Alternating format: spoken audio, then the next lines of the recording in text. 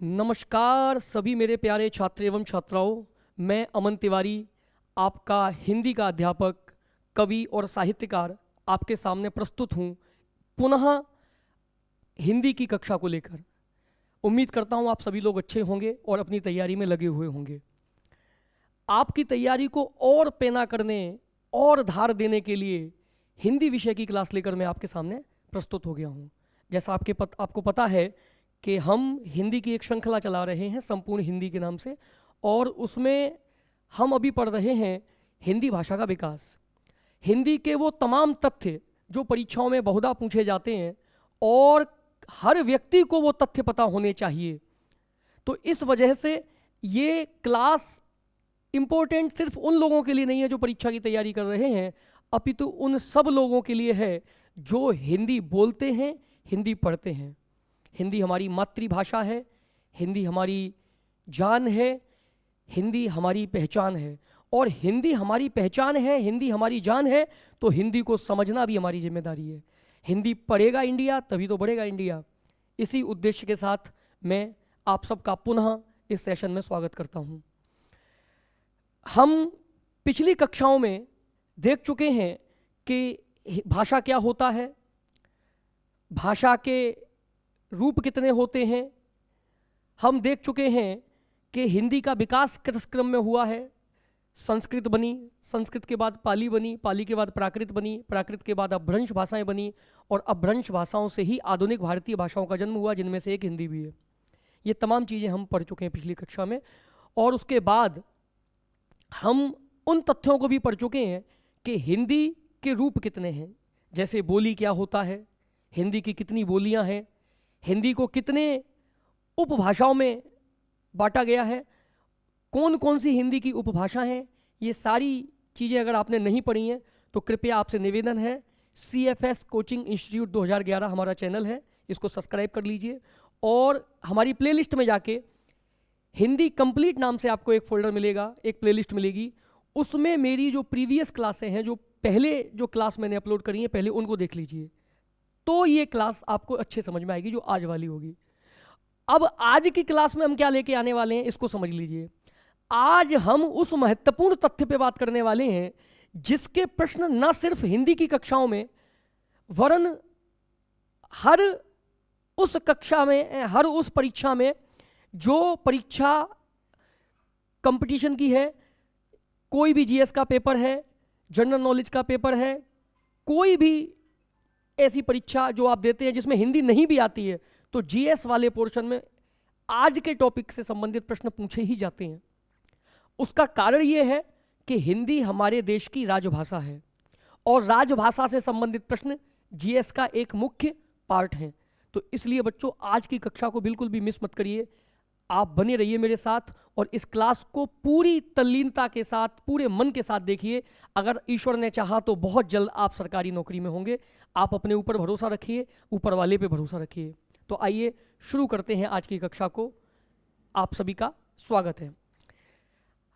सबसे पहले हम आज ये जानेंगे कि राजभाषा क्या होता है, राजभाषा किसे कहते हैं, और राजभाषा का संबंध हमारी हिंदी से किस तरह और हमारी हिंदी राजभाषा से किस तरीके से संबंधित है।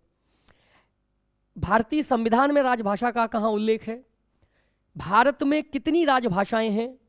अभी आप सवाल करेंगे कि कितनी राजभाषाओं का क्या मतलब है सर, हिंदी ही राजभाषा है।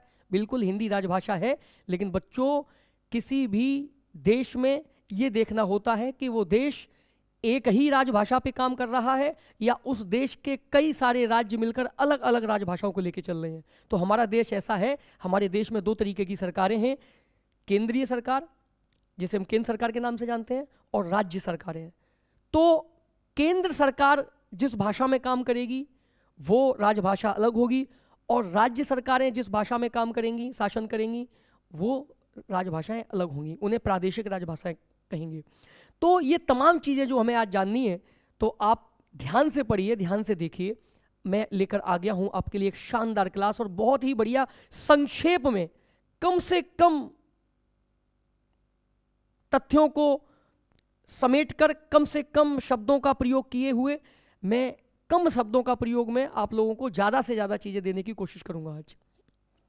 चलिए शुरू करते हैं आज का सेशन। सबसे पहला तो हम यही समझ लेते हैं कि राजभाषा किसको कहते हैं। राजभाषा, पहला टॉपिक हमारा है राजभाषा। राजभाषा किसको कहते हैं? देखिए, इससे पहले कि हम इसको पढ़ें, पहले तो शब्द देख लीजिए, राज भाषा। शब्द को देखिए जरा, राज भाषा। यहां राज का मतलब राज्य से नहीं, अभी राज का मतलब है राज करने से, रूल करने से, शासन करने से। भाषा का मतलब आप लोग जानते ही हैं, विचारों को व्यक्त करने का जो माध्यम होती है वो भाषा होती है। और हम बात कर रहे हैं जब कोई सरकार, जब कोई शासक कहीं शासन करता है तो शासन प्रणाली को चलाने के लिए वो किस भाषा का प्रयोग करता है, वो भाषा कहलाती है राजभाषा। राजभाषा का संबंध सिर्फ इस बात से है कि शासन करने में, शासन करने के दौरान प्रयोग की जाने वाली भाषा, राजभाषा। तो इस चीज को आप समझ लीजिए। उसके बाद आगे बढ़ते हैं कि किसी राज्य या देश की घोषित भाषा। घोषित मतलब कोई राज्य या कोई देश जब ये घोषणा कर देता है अपने संविधान में कि हम इस भाषा में काम करेंगे, हमारा शासन इस भाषा में होगा, हमारी कार्यवाही इस भाषा में होगी, तो वो जो घोषित भाषा होती है उसको राजभाषा कहा जाता है। अर्थात किसी राज्य या देश की घोषित भाषा जो कि सभी राजकीय प्रयोजन, राजकीय प्रयोजन मतलब किसी राज्य के जितने भी सरकारी काम हैं वो सारे काम, अर्थात सरकारी कामकाज हेतु प्रयोग होती है, राजभाषा कहलाती है। बिल्कुल सामान्य सी बात है कि किसी राज्य या देश की घोषित भाषा जो सभी राजकीय प्रयोजन अर्थात सरकारी कामकाज हेतु प्रयोग होती है, राजभाषा कहलाती है। भारतीय संविधान, भारतीय संविधान के अनुच्छेद 343(1), भारतीय संविधान के अनुच्छेद 343(1) के तहत देवनागरी लिपि में हिंदी को संघ की राजभाषा घोषित किया गया है। ये पॉइंट आप याद कर लीजिए।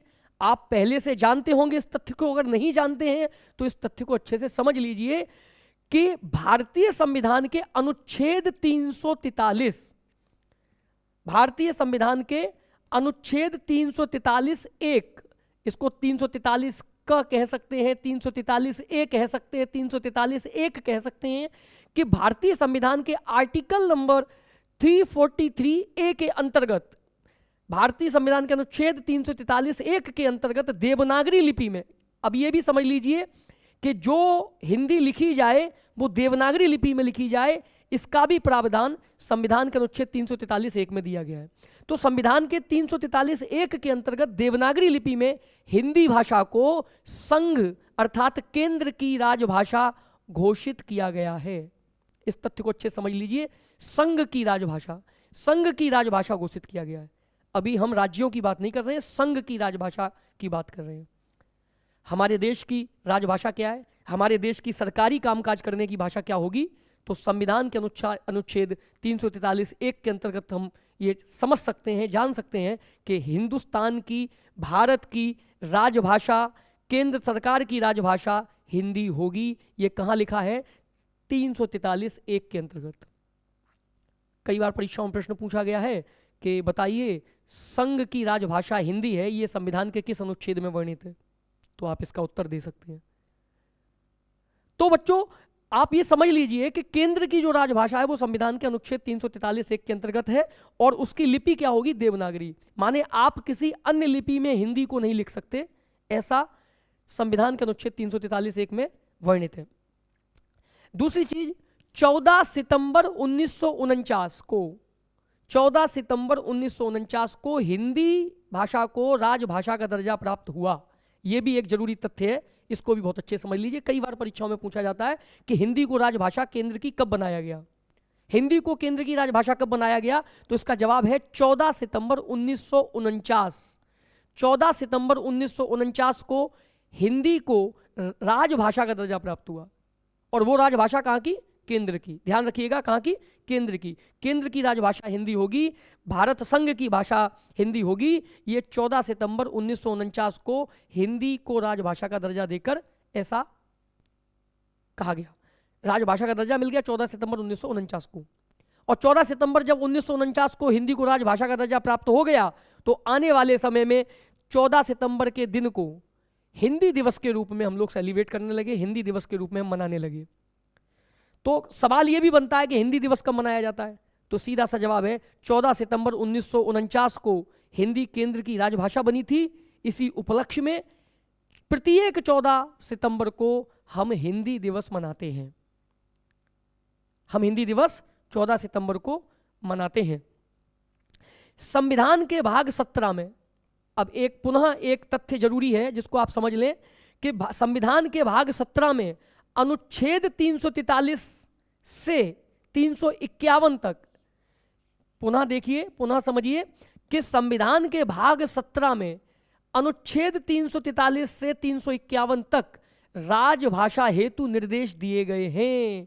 राजभाषा हेतु निर्देश दिए गए हैं कि जितने भी नियम आदि हैं, जितने भी निर्देश हैं, वो संविधान के भाग 17 में, आप लोग अच्छे से जानते होंगे कि संविधान हमारा चैप्टर्स में लिखा हुआ है, भागों में लिखा हुआ है। 22 भाग हैं संविधान में, और उन 22 भागों में से भाग नंबर 17, चैप्टर नंबर 17 में अनुच्छेद 343 से 351 तक राजभाषा के ही नियम आदि वर्णित हैं।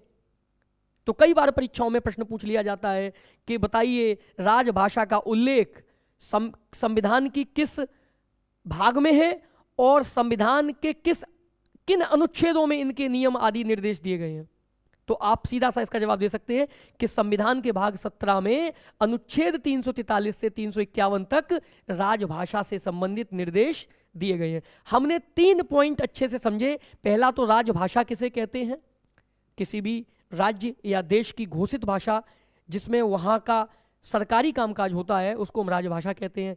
दूसरा तथ्य हमने समझा कि संविधान के अनुच्छेद 343(1) में देवनागरी लिपि में ही हिंदी को संघ की राजभाषा घोषित किया गया है। दूसरा तथ्य ये समझा। तीसरा तथ्य हमने समझा कि 14 सितंबर 1949 को हिंदी को राजभाषा का दर्जा प्राप्त हुआ। और हम चौथा पॉइंट ये समझे कि 14 सितंबर को इसी वजह से हम हिंदी दिवस के रूप में मनाते हैं। और पांचवा पॉइंट हमने ये समझा कि संविधान के भाग 17 में अनुच्छेद 343 से 351 तक राजभाषा हेतु निर्देश दिए गए हैं। तो ये पांचों तथ्य आपको समझ में आ गए हों तो मैं आगे बढ़ूं। आप चाहें तो इसका स्क्रीनशॉट ले सकते हैं।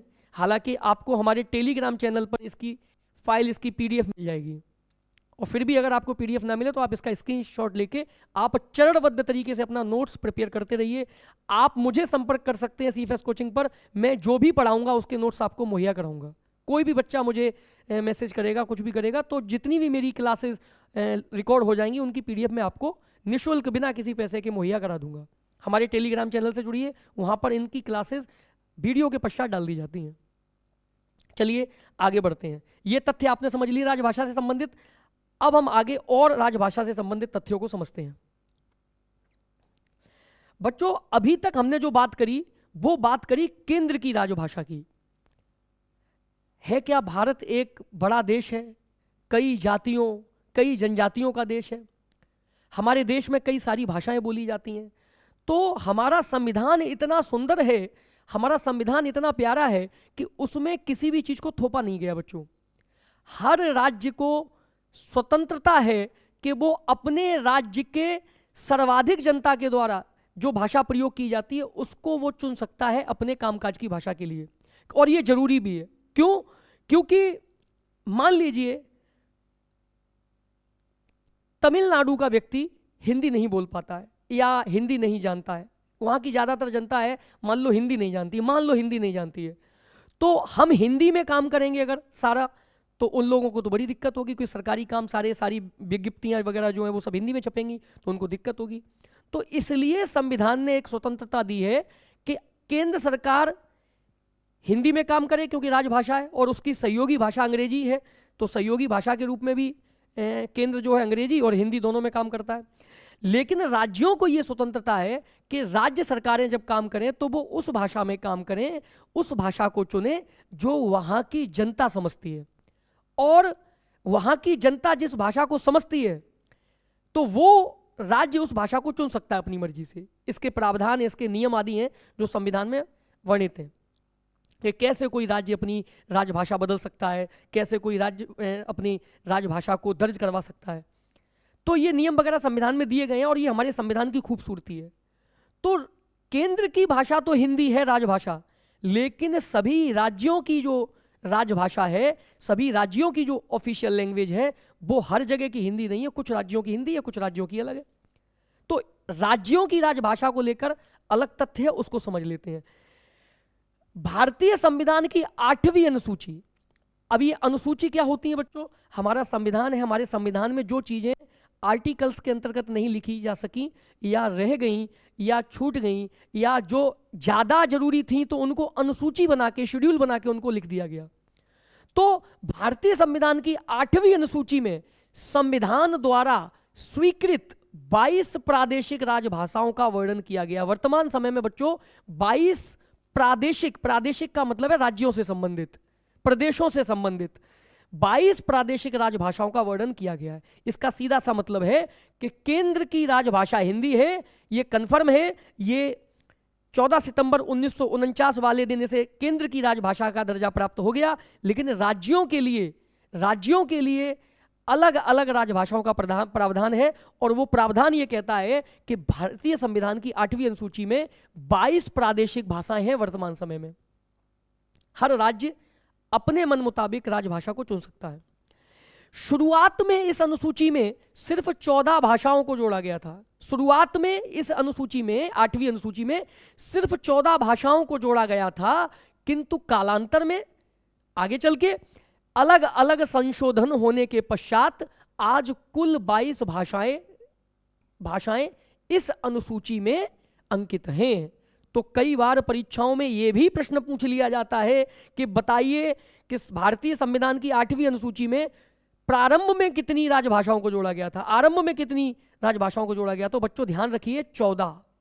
भारतीय संविधान की 8वीं अनुसूची में शुरुआत में सिर्फ 14 राजभाषाओं को जोड़ा गया था प्रादेशिक राजभाषा के तौर पर। 14 प्रादेशिक भाषाएं शुरुआत में जोड़ी गई थी। तो वो कौन सी थी? पहली थी असमिया, दूसरी थी बांग्ला, तीसरी थी गुजराती, चौथी हिंदी, 5वीं तमिल, 6वीं तेलुगु, 7वीं कन्नड़, 8वीं मलयालम, 9वीं कश्मीरी, 10वीं मराठी, 11वीं उड़िया, 12वीं संस्कृत, 13वीं पंजाबी और 14वीं उर्दू।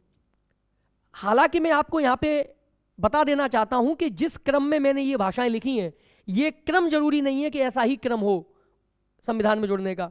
आगे पीछे हो सकता है, ऊपर नीचे हो सकता है। किस क्रम में लगाई गई है वो चीज यहां पर स्पष्ट नहीं है, लेकिन यही 14 भाषाएं शुरुआती तौर पर संविधान की 8वीं अनुसूची में प्रादेशिक राजभाषाओं के तौर पर जोड़ी गई थी।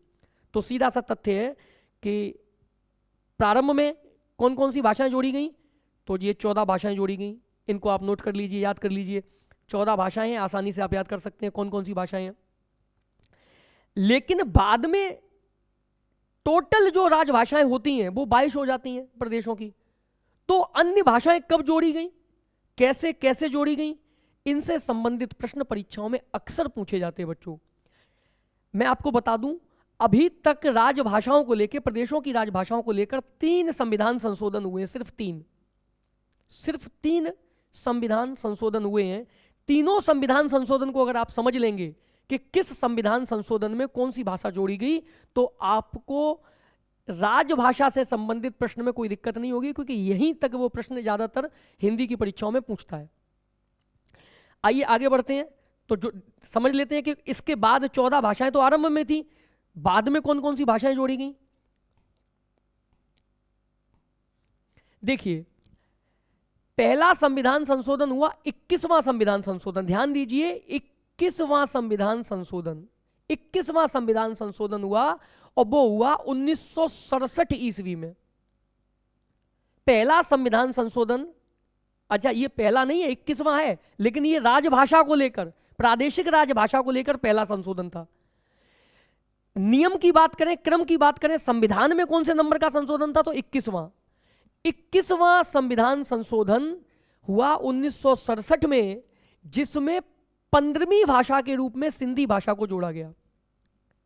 देखिए, शुरुआत में 14 राजभाषाएं थी, अब +1 हुई है, सिंधी भाषा जोड़ी गई है।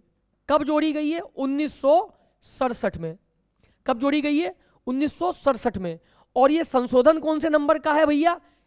21वां संविधान संशोधन है। 21वां संविधान संशोधन है, 1967 में किया गया था और इसमें भाषा जोड़ी गई एक, और वो थी सिंधी। तो टोटल भाषा अब कितनी हो गई? 15। माने 1967 में 15 राजभाषाएं हो गई प्रादेशिक। फिर एक संविधान संशोधन हुआ, 71वां संविधान संशोधन।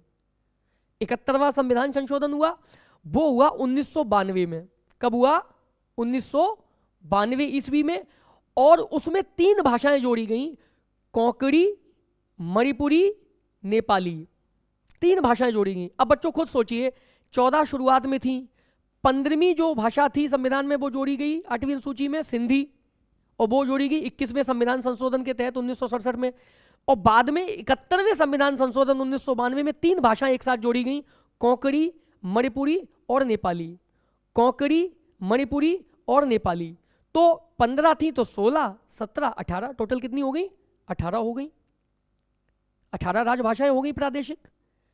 फिर तीसरा संविधान संशोधन जो भाषा को लेकर हुआ, वो हुआ 92वां संविधान संशोधन। मैं ये बोल रहा हूं पहला, दूसरा, तीसरा, एक्चुअल में ये भाषा को लेकर मैं बोल रहा हूं। ऐसा मत समझिएगा कि मैं संविधान संशोधन का क्रम बोल रहा हूं। संविधान संशोधन का क्रम तो 21वां, 71वां और 92वां। 92वां जो संविधान संशोधन था वो 2003 में हुआ बच्चों, 2003 में। और इसमें बोडो, डोगरी, मैथिली और संथाली, ये 4 भाषाएं जोड़ी गई। बोडो, डोगरी, मैथिली, संथाली भाषाएं 92 संविधान संशोधन में 2003 में जोड़ी गई। और 71वें संविधान संशोधन में 3 भाषाएं जोड़ी गई, कोंकणी, मणिपुरी, नेपाली। और 21वें संविधान संशोधन में जोड़ी गई थी सिंधी। तो आप लोगों को उम्मीद कर रहा हूं समझ में आ रहा होगा। भाषा को लेकर, राजभाषा को लेकर संविधान में अभी तक 3 संशोधन हुए हैं। जुड़ने को लेकर संविधान की 8वीं अनुसूची में प्रादेशिक भाषाओं को लेकर, जुड़ने को लेकर 3 संशोधन हुए हैं। 21वां संविधान संशोधन ये हुआ 1967 में। फिर हुआ 71वां संविधान संशोधन। 71वां संविधान संशोधन ये हुआ आपका 1992 में। और फिर हुआ 92वां संविधान संशोधन, ये हुआ 2003 में। पहली बार जोड़ी गई एक भाषा सिंधी, फिर जोड़ी गई 3 भाषाएं, कोंकणी, मणिपुरी और नेपाली। और फिर जोड़ी गई 4 भाषाएं, बोडो, डोगरी, मैथिली और संथाली। कई बार बच्चे ये कहते हैं कि सर इनकी कोई ट्रिक है क्या? देखिए बच्चों, जो तथ्य आप बिना ट्रिक के याद करेंगे और समझ के याद करेंगे, वो तथ्य जीवन में आप कभी नहीं भूलेंगे। शुरुआती तौर पे संविधान में कितनी भाषाएं थी? 14। 8वीं अनुसूची में प्रादेशिक भाषाएं कितनी थी? 14। फिर सवाल ये उठता है कि 15वीं भाषा कौन सी जोड़ी गई? तो सिंधी। 15वीं भाषा कौन सी जोड़ी गई? सिंधी। और खुद से सवाल करिए कि कब जोड़ी गई, तो आप जवाब देंगे 21वें संविधान संशोधन के तहत 1967 में जोड़ी गई। थोड़ा सा दिमाग पे जोर डालेंगे, 2-4 बार लिखेंगे तो ये तथ्य बहुत अच्छे से याद हो जाएगा। 15वीं भाषा सिंधी जोड़ी गई और फिर 3 भाषाएं इकट्ठी जोड़ी गई। क्रम से देखिए, पहले 1 जोड़ी गई, फिर 3 जोड़ी गई, फिर 4 जोड़ी गई। तो 3 कौन सी जोड़ी गई? कोंकणी, मणिपुरी और नेपाली, ये 3 जोड़ी गई। ये कब जोड़ी गई? ये जोड़ी गई 71वें संविधान संशोधन में और 1992 में। और फिर जोड़ी गई 4 राजभाषाएं, और वो कौन कौन सी थी? वो थी बोडो, डोगरी, मैथिली और संथाली। बोडो, डोगरी, मैथिली, संथाली, ये 4 भाषाएं तीसरी बार में जोड़ी गई। और ये जोड़ी गई 92वें संविधान संशोधन में 2003 में। तो 3 ही तो संशोधन हुए अभी तक राजभाषा को लेकर, राजभाषा जोड़ने को लेकर। तो शुरुआत में 14 थी, तो 15वीं हुई, फिर 16, 17, 18वीं भाषा जुड़ी, फिर 19वीं, 20वीं, 21वीं और 22वीं। तो टोटल संविधान के 8वीं अनुसूची में कितनी प्रादेशिक राजभाषाएं हैं? 22। तो हर प्रदेश की अपनी अपनी अलग अलग राजभाषा है। सवाल ये उठता है उत्तर प्रदेश, जिस प्रदेश में हम रहते हैं, इसकी राजभाषा क्या है? तो बच्चों, बड़े सौभाग्य की बात है कि हमारे केंद्र की राजभाषा भी हिंदी है और हमारे राज्य की राजभाषा भी हिंदी है। द्वितीयक राजभाषा के रूप में या सपोर्टिंग लैंग्वेज के तौर पे उर्दू को भी यहाँ राजभाषा का दर्जा प्राप्त है, लेकिन प्राथमिक तौर पर हिंदी ही उत्तर प्रदेश की राजभाषा है। उम्मीद करता हूं आपको समझ में आ रहा होगा। तो ये तथ्य आप जो मैंने आज को समझाए राजभाषा को लेकर, इनको याद कर लीजिए। क्या क्या हमने सीखा? हमने सीखा कि हिंदी दिवस कब मनाते हैं, तो 14 सितंबर को मनाते हैं। हिंदी को राजभाषा का दर्जा कब प्राप्त हुआ, तो 14 सितंबर 1949 को प्राप्त हुआ। संविधान के कौन से अनुच्छेद में वर्णित है केंद्र की राजभाषा हिंदी होगी, तो संविधान के अनुच्छेद 343(1) में वर्णित है कि केंद्र की राजभाषा हिंदी होगी। ये छोटे छोटे से तथ्य हैं, आप थोड़ी सी मेहनत करिए। आप लोग बुद्धिमान हैं, आप मानुष हैं और मनुष्य हैं। आप लोग क्या नहीं कर सकते? मनुष्य ने क्या क्या तरक्की करी है, कितना विज्ञान मनुष्य ने खड़ा कर दिया है, और आप लोग इतना छोटा सा तथ्य नहीं समझेंगे क्या? आप लोग बलशाली हैं, आप लोग मन से शक्तिशाली हैं, आप लोग बुद्धिमान हैं। इन तथ्यों को समझिए तो सही, थोड़ा प्रयास करिए तो सही, आपको सारे तथ्य समझ में आ जाएंगे। और परीक्षाओं में जब इससे संबंधित प्रश्न पूछे जाएंगे तो आप बड़ी आसानी से बिना किसी कंफ्यूजन के उत्तर दे पाएंगे। चलिए अब अगला तथ्य हम पढ़ते हैं, जिसका नाम है भाषा परिवार। हमने राजभाषा से संबंधित तथ्यों को समझ लिया, जितना जरूरी था हिंदी के दृष्टिकोण से वो हमने समझ लिया। लेकिन अब जो अगला तथ्य है वो है भाषा परिवार। और बच्चों, इस भाषा परिवार से संबंधित जो प्रश्न है वो भी परीक्षाओं में अक्सर करके पूछे जाते हैं। भाषा परिवार, वैसे तो ये एक बृहद टॉपिक है, एक बहुत बड़ा टॉपिक है, एक बृहद तथ्य है ये, जिस पर बहुत लंबी चर्चा परिचर्चा हो सकती है। शोध का विषय है, बहुत सारे शोध हुए। लिंग्विस्टिक के जो प्रोफेसर्स होते हैं, जो जानकार होते हैं, भाषा शास्त्र के भाषा विज्ञानी होते हैं, वो इस पर शोध करते ही रहते हैं। लेकिन कम से कम जितनी नॉलेज हर व्यक्ति को पता होनी चाहिए वो आज मैं लेकर आया हूं। मैं कोशिश करूंगा कि मैं गागर में सागर भर सकूं और परीक्षा के दृष्टिकोण से जो महत्वपूर्ण तथ्य हैं भाषा परिवार को लेकर वो यहाँ पे मैं समेट सकूं थोड़े समय में। बच्चों, जब हम बात करते हैं भाषा परिवार की तो सोचिए भाषा परिवार का मतलब क्या है। आप देखिए, हम लोगों के परिवार होते हैं, मनुष्यों के, हम लोग परिवार में रहते हैं, एक समूह में रहते हैं। परिवार किसको कहते हैं? एक ही खानदान, एक ही खून, एक ही वंश से संबंधित जो लोग होते हैं उनके समूह को हम परिवार कहते हैं। तो भाषा परिवार में हम भाषा परिवार किसको कहेंगे? क्या है भाषा परिवार? और फिर दुनिया में कितने महत्वपूर्ण भाषा परिवार हैं? भारत में कितने भाषा परिवार की भाषाएं बोली जाती हैं? ये तमाम तथ्य हैं जो परीक्षाओं में अक्सर करके पूछे जाते हैं। इन सब को समझने के लिए हम लोगों को ये तथ्य समझने ही होंगे। तो आइए समझते हैं। सबसे पहले हमारा टॉपिक समझ लीजिए, क्या है भाषा परिवार। जिस तरह से इंसानों का परिवार होता है उसी प्रकार से भाषाओं का भी अपना परिवार होता है। बिल्कुल होता है, आप समझ सकते हैं। जिस तरीके से मनुष्यों का अपना परिवार होता है ऐसे ही भाषाओं के भी परिवार बनाए हैं भाषा विज्ञानियों ने। ऐसी भाषाओं का समूह जिनका जन्म किसी एक ही मूल भाषा से हुआ हो भाषा परिवार कहलाता है। समझ लीजिए, ऐसी भाषाओं का समूह जिनका जन्म किसी एक ही मूल भाषा से हुआ हो भाषा परिवार कहलाता है। मतलब जो मिलती जुलती भाषाएं होती हैं या जिन भाषाओं का जन्म एक ही भाषा से हुआ होता है, किसी एक ही मूल भाषा से हुआ होता है, तो वो पूरा समूह उसका उन सभी भाषाओं को मिलाकर एक भाषा परिवार बन जाता है। बच्चों, मैं आपको बता दूं, यहाँ में जब मैं इस भाषा परिवार के तथ्यों को मैं एकत्र कर रहा था, मैं ढूंढ रहा था, इसको पढ़ रहा था, तो कहीं मुझे 14 भाषा परिवार देखने को मिले, कहीं मुझे 12 भाषा परिवार देखने को मिले, कहीं तो सैकड़ों में संख्या बताते हैं भाषा परिवार की। लेकिन बच्चों, परीक्षा के दृष्टिकोण से आगरा यूनिवर्सिटी के सिलेबस को पढ़ने के बाद, अपने मास्टर्स की पुस्तकों को पढ़ने के बाद मैंने ये तथ्य समझा।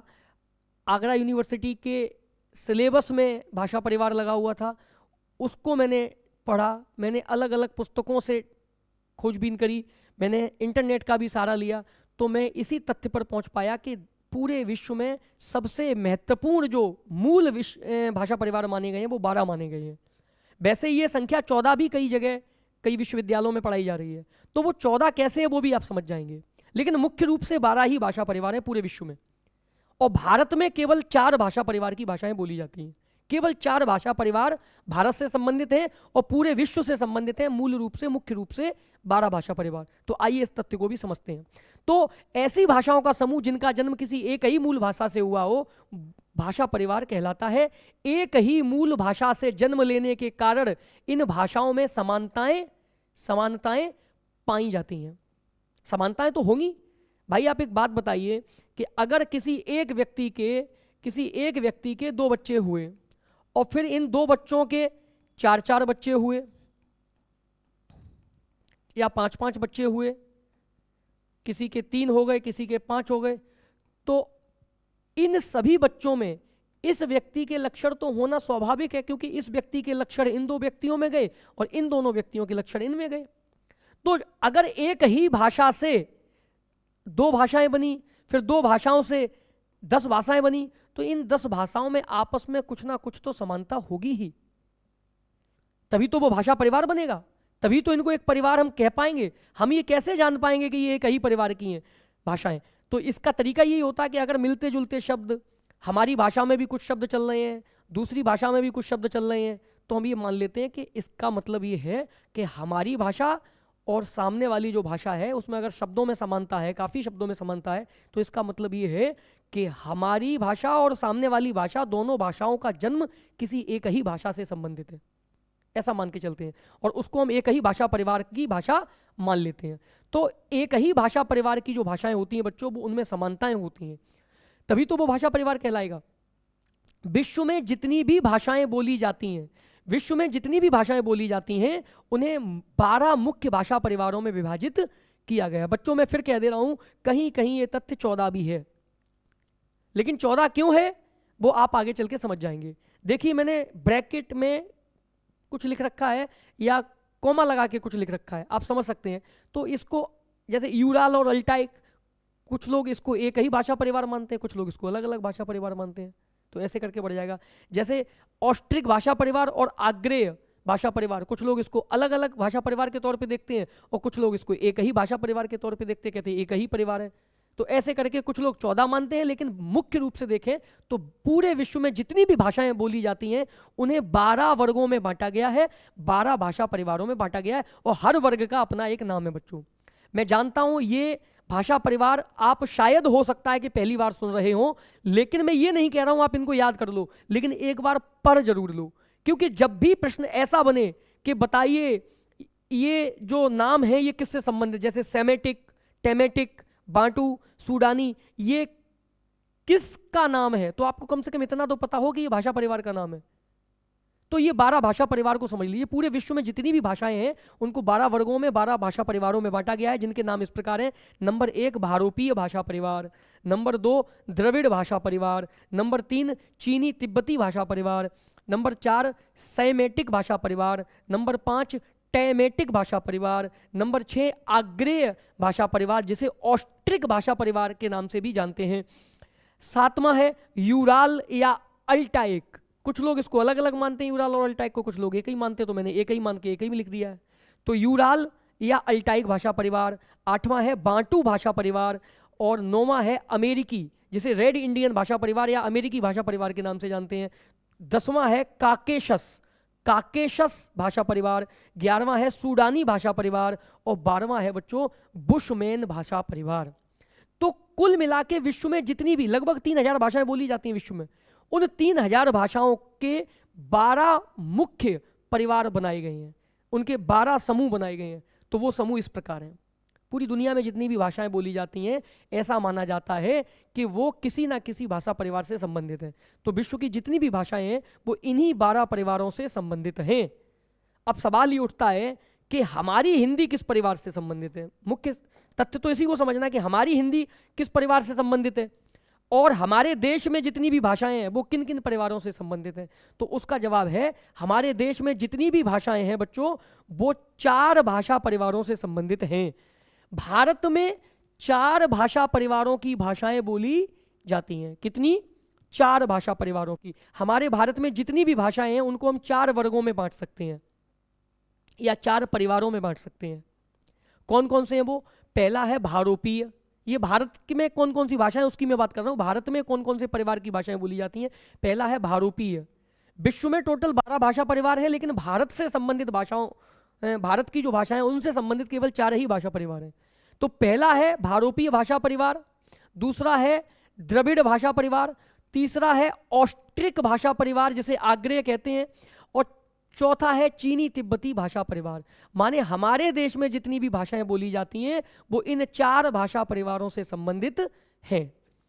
भारोपीय भाषा परिवार, द्रविड़ भाषा परिवार, ऑस्ट्रिक भाषा परिवार और चीनी तिब्बती भाषा परिवार।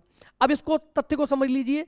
लूसेंट पुस्तक में, लूसेंट जो है हिंदी की, उसमें इसको बड़े अच्छे से समझाया गया है कि भारत की 73% आबादी, भारत की 73% आबादी जो है वो भारोपीय परिवार की, माने इस परिवार की भाषा बोलती है, मतलब किसकी, भारोपीय भाषा परिवार की भाषा बोलती है। 73% माने भारत की सबसे बड़ी जो आबादी है वो भारोपीय परिवार की भाषा बोल रही है। मैं आपको एक बात स्पष्ट कर दूं कि भारत का सबसे बड़ा परिवार जो है भारोपीय भाषा परिवार है, और विश्व का भी सबसे बड़ा भाषा परिवार जो है वो भारोपीय भाषा परिवार ही है। बच्चों, विश्व में सबसे बड़ा भाषा परिवार कौन सा है, सबसे ज्यादा भाषाएं किस परिवार के अंतर्गत आती हैं, तो भारोपीय। और भारत में सबसे ज्यादा भाषाएं किसके अंतर्गत आती हैं, तो वो भी भारोपीय के अंतर्गत आती हैं। ठीक है। दूसरा परिवार है द्रविड़ भाषा परिवार। तो द्रविड़ भाषा परिवार के संदर्भ में यह बात कही जाती है कि भारत की 25% आबादी इस परिवार की भाषा बोलती है। 73% आबादी बोलती है भारोपीय भाषा परिवार की भाषा, और 25% जो आबादी है भारत की वो बोलती है द्रविड़ परिवार से संबंधित भाषाओं को। अब ऑस्ट्रिक भाषा परिवार जो है वो भारत में 1.3%, 1.3% आबादी इस परिवार की भाषा बोलती है। किसकी, ऑस्ट्रिक भाषा परिवार की या आग्नेय भाषा परिवार की। भारत की 0.7% जो आबादी है वो चीनी तिब्बती भाषा परिवार की भाषा बोलती है। हालांकि ऑस्ट्रिक और चीनी तिब्बती ये बहुत कम संख्या में लोग बोलते हैं, लेकिन सबसे ज्यादा 73% भारोपीय भाषा परिवार की भाषा बोलते हैं और 25% द्रविड़ भाषा परिवार की भाषाएं बोलते हैं। दक्षिण भारत में आप लोग जानते होंगे तमिल, तेलुगु, कन्नड़, मलयालम ये द्रविड़ परिवार की भाषाएं हैं, जबकि नॉर्थ इंडिया में, उत्तरी भारत में जितनी भाषाएं बोली जाती हैं बच्चों वो सारी की सारी भाषाएं भारोपीय भाषा परिवार से हैं। या यूं कहो कि संस्कृत से पैदा होने वाली जितनी भी भाषाएं, चाहे वो संस्कृत हो, चाहे वो स्वयं संस्कृत हो, चाहे वो पाली हो, चाहे वो प्राकृत हो, चाहे कोई भी अपभ्रंश हो, चाहे अपभ्रंश के बाद बनने वाली आधुनिक भारतीय भाषाएं हो, संस्कृत परिवार से संबंधित सभी भाषाएं भारोपीय परिवार में आती हैं। और भारत की 73% जो आबादी है वो इन्हीं को बोलती है, भारोपीय भाषा परिवार की। तो भारत में कुल कितने भाषा परिवार हैं, भारत में 4। विश्व में कुल कितने भाषा परिवार हैं, 12। भारत में सबसे ज्यादा आबादी किस परिवार की भाषा बोलती है, तो भारोपीय। कौन सी बोलती है, भारोपीय भाषा परिवार की सबसे ज्यादा बोली जाती है। सबसे बड़ा परिवार कौन सा, भारोपीय भाषा परिवार। फिर दूसरे नंबर पे द्रविड़ भाषा परिवार, 25% आबादी जो भारत की वो द्रविड़ भाषा परिवार की भाषाएं बोलती है। फिर उसके बाद आता है ऑस्ट्रिक भाषा परिवार जिसको 1.3% आबादी बोलती है, और फिर आता है चीनी तिब्बती भाषा परिवार जिसे 0.7% आबादी बोलती है इस परिवार की भाषा। मैं आपको एक तथ्य समझा दूं, बहुत ही महत्वपूर्ण तथ्य, जो अगला तथ्य मैं समझाने जा रहा हूं आपको, बहुत ही महत्वपूर्ण तथ्य जो परीक्षाओं में अक्सर करके पूछा ही जाता है और बहुत बार पूछा गया है। वो तथ्य क्या है कि हिंदी भारोपीय भाषा परिवार के भारतीय ईरानी शाखा, ध्यान दीजिए, भारोपीय भाषा परिवार बहुत बड़ा परिवार है। इस परिवार में अगर हम जाएंगे तो कई सारी शाखाएं हैं, कई सारी शाखाएं हैं, और शाखाओं के अंदर उप शाखाएं भी हैं बच्चों। इतना बड़ा भारोपीय, विश्व का सबसे बड़ा भाषा परिवार है, तो उसको भी कई शाखाओं में बांटा गया है। तो हिंदी जो है, हिंदी भाषा, उसका संबंध भारोपीय से किस प्रकार है ये समझ लीजिए कि हिंदी भाषा भारोपीय भाषा परिवार के भारतीय ईरानी शाखा के भारतीय आर्य उपशाखा की एक भाषा है। अर्थात हिंदी भारोपीय भाषा, भारोपीय परिवार की एक भाषा है। अगर कोई पूछे कि भारोपीय परिवार तो बहुत बड़ा है, तो हिंदी भारोपीय परिवार की कौन सी शाखा में आती है, तो हिंदी भारोपीय परिवार की भारतीय ईरानी शाखा के अंतर्गत आती है, और भारतीय ईरानी शाखा में भी भारतीय आर्य उपशाखा है, उसकी एक भाषा है हिंदी। ये तथ्य आप अच्छे से समझ लीजिए कि हिंदी भारोपीय भाषा परिवार के भारतीय ईरानी शाखा की है, और उस शाखा के भी भारतीय आर्य उपशाखा की एक भाषा है। और सीधा सा एक सवाल जो पूछा जाता है कि हिंदी किस परिवार की भाषा है, तो हिंदी भारोपीय परिवार की भाषा है। अब पूछ ले कि हिंदी भारोपीय परिवार की किस शाखा की भाषा है, तो हिंदी भारोपीय भाषा परिवार के भारतीय ईरानी शाखा की एक भाषा है। अब ये भी पूछ ले कि भारतीय ईरानी शाखा में किस उपशाखा की भाषा है, तो भारतीय आर्य उपशाखा की एक भाषा है हिंदी। इस तथ्य को अच्छे से समझ लीजिए। तो इन तथ्यों के साथ ही मैं आप लोगों से आज विदा लेना चाहूंगा। कल हम लोग पुनः अलग अलग तथ्यों को लेकर आपके सामने उपस्थित हो जाऊंगा मैं, और अच्छे से आप तैयारी करते रहिए। आज के लिए इतना ही रखते हैं बच्चों, कल फिर मिलते हैं, और कल नए तथ्यों के साथ कल मैं लिपि के बारे में आपसे बात करने वाला हूं। लिपि से संबंधित सारी महत्वपूर्ण जानकारी आप तक लेके आऊंगा, और आप इन सभी तथ्यों को समझते रहिए, नोट्स बनाते रहिए, अच्छे से पढ़ते रहिए, एक एक तथ्य को समझते रहिए। आज हमने सबसे पहले समझा राजभाषा से संबंधित तथ्यों को, फिर मैंने समझाया आपको भाषा परिवार से संबंधित तथ्यों को। तो इन दोनों तथ्यों को बहुत अच्छे से समझ लिए आप अच्छे से, और उम्मीद करता हूं कि आप इनको तथ्यों को समझे भी होंगे और आगे चल के याद भी करेंगे। इसी के साथ मैं आपसे विदा लेता हूं। नमस्कार।